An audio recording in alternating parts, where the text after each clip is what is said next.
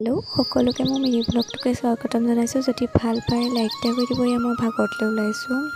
সকলোখিনি বহিলোঁ গাড়ীৰ ভিতৰত চব অৱস্থা বেয়া। পালোহি নামঘৰ, যোৰহাট মাছহান বৰ নামঘৰ। ইমান ভিৰ চাওকচোন, গাড়ী ৰখাবই জেগা নাইকিয়া হৈ গৈছে।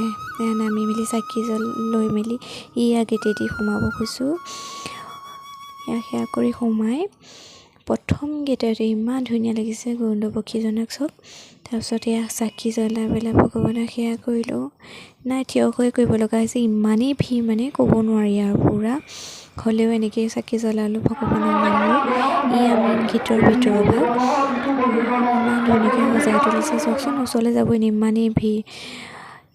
ধুনীয়াকৈ প্ৰত্যেকজন ভগৱানক সজাই তুলিছে। মৎস্য কুৰ্ম নৰসিংহ ব্ৰাহ্মণ পৰশুৰাম আৰু গোটেইকেইজনা বুদ্ধ